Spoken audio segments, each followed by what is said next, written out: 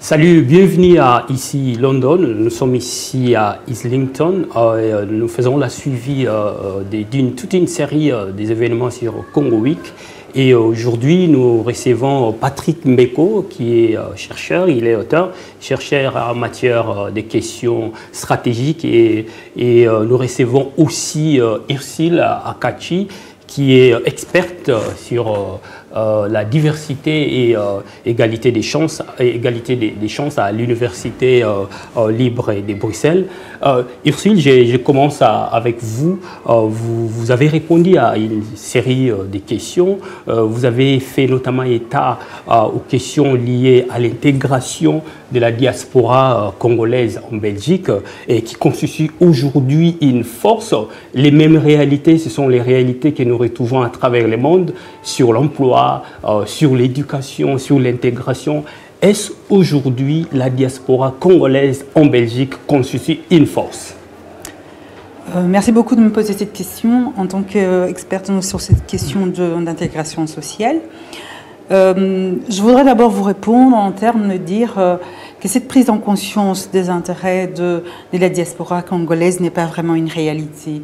Je pense qu'on pourrait peser, on pourrait se rendre compte à quel point nous sommes une communauté formée, une communauté qui dispose d'un poids réel parce que nous sommes nombreux, et pouvoir réellement peser non seulement en termes de dire ben voilà, mais non, nous voulons aussi notre place au sein de la société belge, mais c'est dire nous voulons aussi être autour des tables des débats, des discussions, des enjeux de décision politique. Et ça, je pense qu'il y a encore un travail.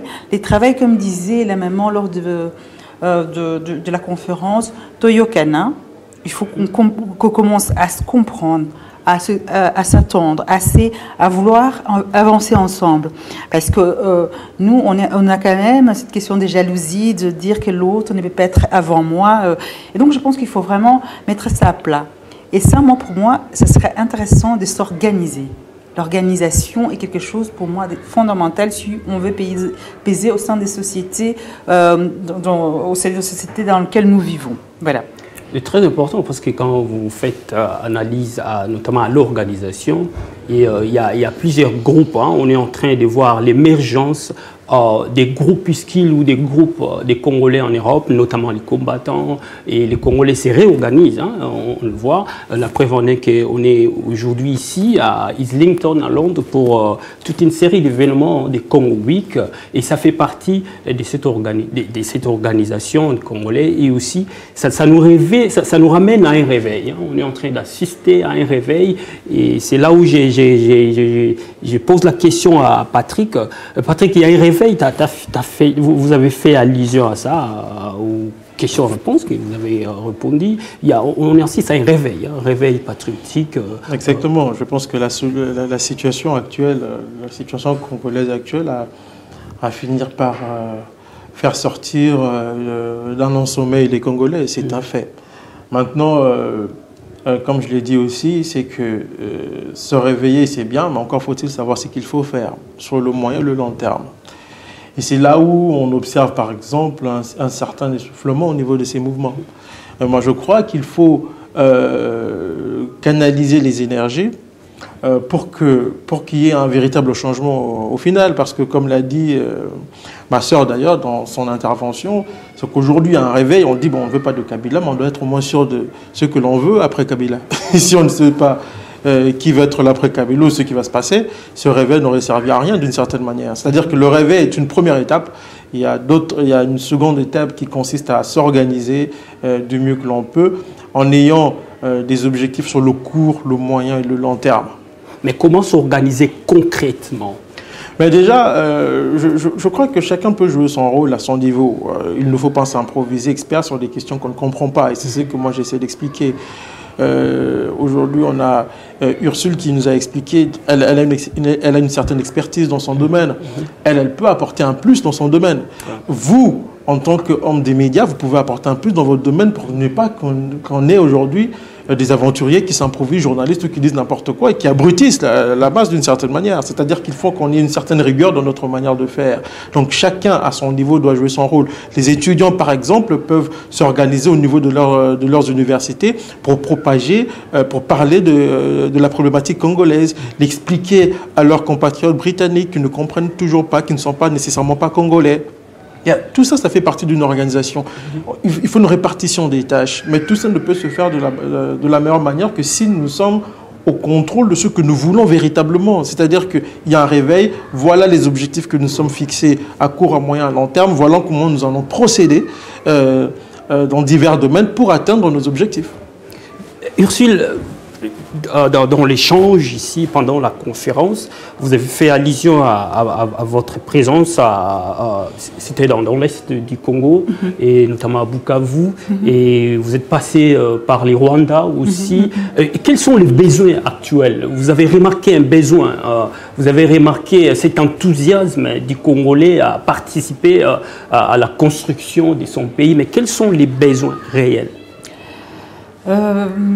Comme je l'ai dit lors de la conférence, je pense que les Congolais, parfois, ce n'est pas les Congolais qu'on nous montre à travers les médias.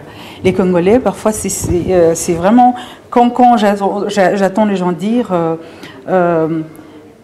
c'est des fainéants, ça me peine parce que moi, les gens que j'ai rencontrés au Congo, par exemple, il y a des gens qui demandaient à suivre une formation parce qu'on a rencontré des agriculteurs qui voulaient absolument apprendre comment rentabiliser leurs champs. Donc moi, je garde cette idée-là que les gens ont envie d'apprendre. Et j'ai vraiment le sentiment profond en me disant c'est que par l'éducation, c'est que par ça que nous pourrons nous en sortir. Mais maintenant, il faut aussi reconnaître que c'est une stratégie politique de mettre l'éducation à terre. Et je pense que ça va encore prendre des années parce que pour l'instant, c'est une stratégie politique de dire si les gens ne sont pas éduqués, c'est des gens qui ne vont pas revendiquer, c'est les gens qui ne vont pas aller dans la rue, c'est les gens qui ne vont pas se battre. Donc, c'est d'une certaine façon mettre KO les Congolais. Mais je garde encore de l'espoir parce que malgré cela, je vois la dynamique des jeunes. Et ça m'a fort marqué. Je vois les jeunes très, très dynamiques. Donc, je garde ça à l'esprit que ça, au moins, on ne pourrait pas toute notre vie les considérer comme des ignares, et les manipuler jusqu'à la fin du temps, parce que je vois la nouvelle génération très forte et très dynamique par rapport à cela. Et donc moi, la première chose qui me vient à l'esprit, c'est l'éducation. Vraiment l'éducation, et qu'à travers cet outil-là, qu'on pourrait avoir de générations qui pourront peut-être constituer une classe politique digne de ces noms. Dans votre commission, je crois, diversité et égalité des chances, vous ne vous occupez pas que du Congolais, en fait, de la diaspora congolaise. C'est du Nord-Sud, je crois.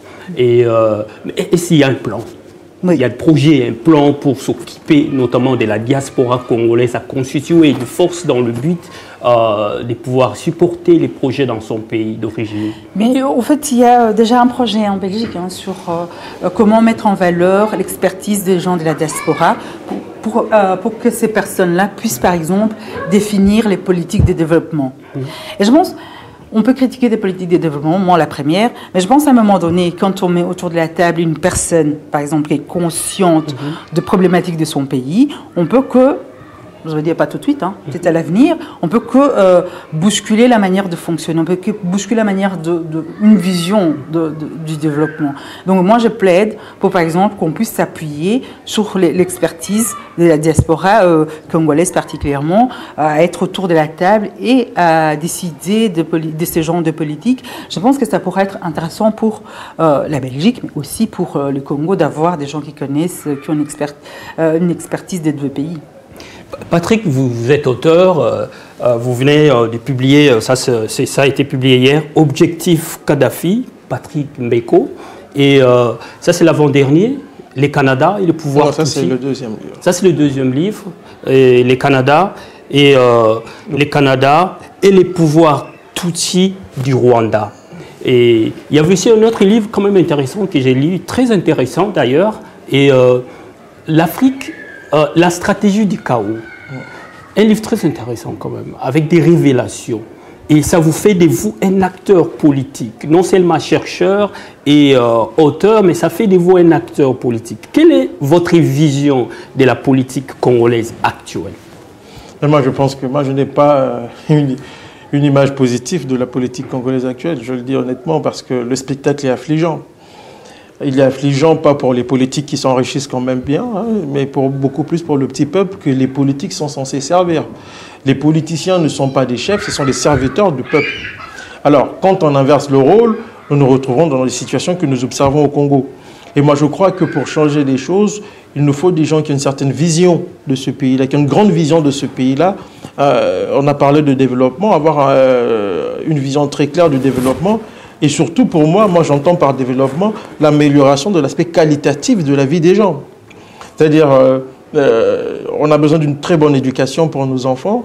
On a besoin d'améliorer la qualité de vie des gens parce que un développement qui n'améliore pas la qualité de vie n'est pas un développement de mon point de vue. Et donc, ce que nous observons au Congo, c'est carrément le contraire.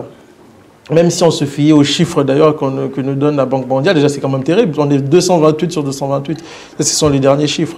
Donc cela montre que ce pays n'avance pas, ce pays regresse. Je tiens à rappeler que le Congo a presque le même budget qu'une ville comme Montréal. Donc ce n'est pas normal. Ce n'est pas du tout normal pour un pays qui est censé nourrir une bonne partie de l'humanité, je dis bien de l'humanité.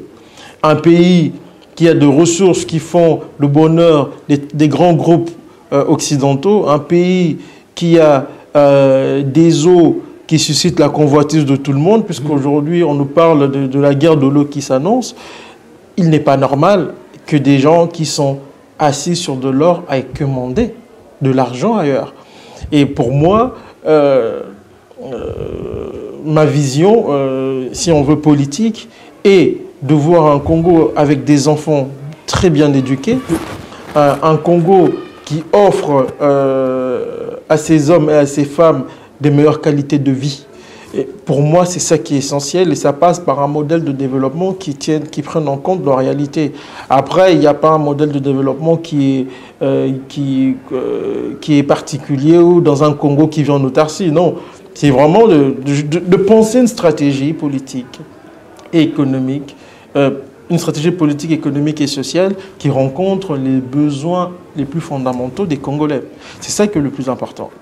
Est-ce que les Congolais et la République démocratique du Congo actuelle sont condamnés aux crises permanentes? Parce que quand on voit les paysages politiques actuels, on parle du dialogue inclusif, on a suivi les communiqués de la direction affaires étrangères de l'Union européenne qui demande, qui exige qu'il y ait un dialogue inclusif et qu'il y ait des élections. C'est fort probable que les gouvernements organisent les élections en 2017. Est-ce que les Congolais et la République démocratique du Congo sont condamnés aux crises permanentes? On a vécu ça dans les années 80-90, après la fermeture de la conférence nationale souveraine.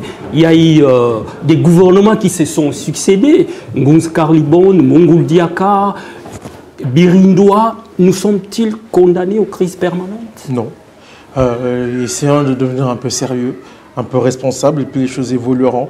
Quand vous suivez les débats sur le dialogue, c'est la preuve que la classe politique congolaise est composée des très grands garçons, donc je veux dire des gros bébés, des gens qui ne veulent pas prendre leurs responsabilités. En même temps, il ne faut pas être surpris quand l'Union européenne ou les dirigeants occidentaux viennent nous faire la leçon, parce que nous nous comportons comme des enfants. Nous avons un comportement qui fait que les gens vont se comporter d'une certaine manière à notre égard. Et ça, ce n'est pas de la responsabilité des autres, c'est nous. Si vous ne voulez pas vous prendre au sérieux, personne ne vous prendra au sérieux. Quand vous faites un dialogue, vous dites aujourd'hui inclusif, d'autres disent dialogue selon la communauté internationale ou selon quoi. Moi, je tiens à rappeler quand même que le Congo appartient aux Congolais et c'est aux Congolais de décider de l'avenir de leur pays. Donc moi, je suis gêné de voir des dirigeants congolais accepter que l'Union européenne vienne donner des leçons à des Congolais. Je le dis par principe, pas parce que je défends la classe politique, parce que cette classe politique, moi j'appelle ça crasse politique. Mais c'est juste par principe. C'est par principe que je dis non. Mais encore faut-il être responsable. Nous devons être responsables parce que les autres regardent ça, ils vont s'inviter dans nos affaires, qu'on le veuille ou pas. Et on peut critiquer l'Occident, oui, on nous donne des leçons, mais en grande partie, c'est parce que nous nous comportons pour qu'on nous fasse cette leçon-là.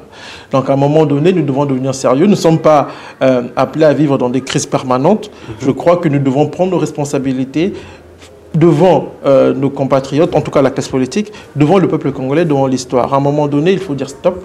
Les choses doivent fonctionner normalement. Nous ne sommes pas là pour vivre comme si nous étions sur une autre planète. Parce que quand on regarde quand même ce qui se passe au Congo, c'est assez particulier. C'est assez particulier le jeu de tout ce que font les politiciens d'une part. C'est comme si le peuple n'existait pas. D'ailleurs, dans leur discours, le peuple congolais n'existe pas. Écoutez très bien le discours des politiciens congolais, que ce soit la majorité ou l'opposition. Le peuple n'existe pas. Ce qui existe, c'est le dialogue, c'est qui va devenir Premier ministre, qui veut devenir président, qui veut devenir calife à la place du calife. Donc, à un moment donné, on doit dire stop. Alors, s'ils ne veulent pas arrêter, à un moment, il faut que le peuple leur dise non, non, vous devez arrêter là. Et c'est pour ça que j'ai dit à la conférence, à un moment, il faut se responsabiliser en tant que peuple aussi. Parce que les conséquences de leurs bêtises sont telles que c'est le peuple qui en pâtit. Ce n'est pas le fils d'un Caméré, d'un Katumbi, d'un Tshisekedi ou qui que ce soit qui vit la misère. C'est le fils de celui qui a boubou, c'est le fils de celui du fonctionnaire qui n'est pas payé, du fonctionnaire qui travaille mais qui n'est pas payé, de cette femme-là qui va aller au champ mais qui ne sait même pas qui vendre le peu qu'elle recueille parce que les gens n'ont pas d'argent, ils n'ont pas de pouvoir d'achat. Donc, il y a une grosse responsabilité congolaise et au niveau de ce qu'on appelle élite, entre guillemets, élite congolaise, et que ça doit cesser. Donc si les politiciens ne prennent pas leurs responsabilités, leurs patrons, que sont les Congolais, vont prendre leurs responsabilités pour y mettre fin. Mais je voulais aussi, je suis d'accord avec Patrick Mbeko, je pense vraiment le réel problème, c'est la responsabilité des élites politiques. Et ça, je pense qu'à un moment donné, il faudra aussi que... comment faire en sorte que, d'une part, que la classe politique devienne responsable, comment avoir des visionnaires pour notre pays. Et ça, moi, je reste sceptique. Je suis pessimiste dans les années à venir parce que je ne vois pas par où on va s'en sortir. Mais c'est parce que moi, je suis quand même choquée qu'au Congo, un pays aussi riche, que ses députés soient payés par des pays étrangers et qu'un pays potentiellement riche n'a pas suffisamment de budget pour pouvoir répondre à des préoccupations de sa population. Je pense que c'est ce genre de questions que je me dis, on n'est pas sorti de l'auberge, en tout cas pas pour l'instant. Et ça m'attriste parce que je me dis, ça va encore avoir quelques générations de sacrifiés. On pourrait dire tout ce qu'on veut d'ici là, mais d'ici là, on n'a pas encore cette classe politique qui pourrait vraiment réfléchir avec l'intérêt général, mettre l'intérêt général en avant. Mais on voit, vous êtes en Belgique, Ursule, et les sièges de l'Union européenne, la puissance coloniale, et j'ai fait allusion au communiqué de la direction affaires étrangères de l'Union européenne, je crois que c'était cette semaine, qui exigeait d'ailleurs... Les 28 pays ont pris un accord de principe pour que les élections passent dans les délais constitutionnels. Dans les délais constitutionnels. Et on voit comment les politiciens, nos politiciens, font les tours de rôle, notamment au siège de l'Union européenne, des conférences, tout ça. C'est là où s'est tenu les travaux des Genval. Patrick a fait allusion à ça, à la conférence. Et tous ces politiciens qui défilent à l'Union européenne, jusque-là, il n'y a personne. Et on a besoin d'un homme providentiel pour le Congo, où on a juste besoin d'un homme capable. Un visionnaire, pour commencer peut-être, un visionnaire. Mais je pense qu'il ne faut pas non plus rêver. Je pense quelques personnes qui ont l'intérêt. Et bon, je vous avoue, au mois de mars, on a fait une mission d'études et on a rencontré les femmes et des hommes politiques de tous bords. Je vous avoue, j'étais très déçue parce que je n'ai pas cerné jusqu'à présent. Peut-être qu'ils sont ailleurs, mais ce que j'ai rencontré, je n'ai pas cerné un homme politique à une vision pour notre pays, pour notre jeunesse, pour l'économie, pour la redistribution de la richesse et tout ça. Et donc, du coup, moi, ça me pose un problème. Mais restons positifs, disons que à un moment donné, on espère qu'il va y avoir des Congolais, mais à l'étranger ou ailleurs, qui vont vraiment se rendre compte que nous ne pouvons pas continuer comme ça.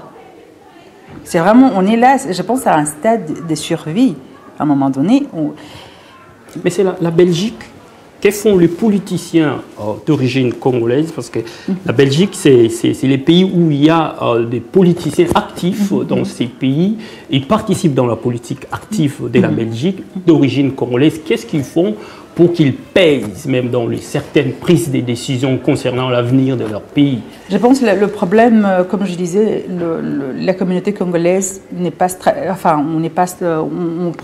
on met pas en place des stratégies. Que ce soit en termes d'emploi, d'économie. L'exemple de Matongé qui était avant tout quelque chose que les Congolais étaient fiers. C'est notre fierté. Voilà. Maintenant, il faut aller à Matongé. Tous les commerces, c'est maintenant les Pakistanais, les Indiens. Et donc, il y a ces problèmes de dire comment faire en sorte, mais c'est vrai aussi pour les politiques. Je pense qu'il n'y a pas une stratégie, une vision en disant comment faire pour prendre en considération les intérêts, pour pouvoir être autour de la table. Moi, je vais vous dire, par exemple, le parti que je connais le mieux, le Parti socialiste, il n'y a aucun élu au Parlement bruxellois qui est d'origine congolaise, mais c'est pas possible. Aucun élu au fédéral, mais c'est pas possible.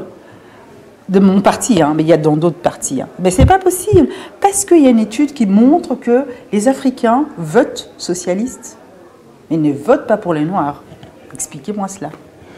Patrick, vous êtes ici, vous serez à Manchester pour cette série d'événements Congo Week et organisée par les Congolais ici. Il y a émergence en fait, il y a ces besoins de la diaspora de pouvoir se réorganiser. Et ici, nous avons fait allusion, Ursule et vous-même, vous avez fait allusion notamment à la réorganisation. On parle toujours de ça, de la réorganisation, de tous ces mouvements en fait, de tout cet engouement en fait de la Congolais à participer au développement de leur pays. Et vous êtes ici en Angleterre. Comment est-ce que vous avez senti en fait cette présence-là? Et c'est pareil par rapport au Canada, par rapport aux États-Unis? Mais je crois qu'un peu partout, on constate quand même qu'il y a... Et on a parlé dès le départ, au début de cette émission, de réveil. Moi, je reste optimiste parce que je constate qu'il y a quelque chose qui est en train de se faire qui ne se faisait pas avant.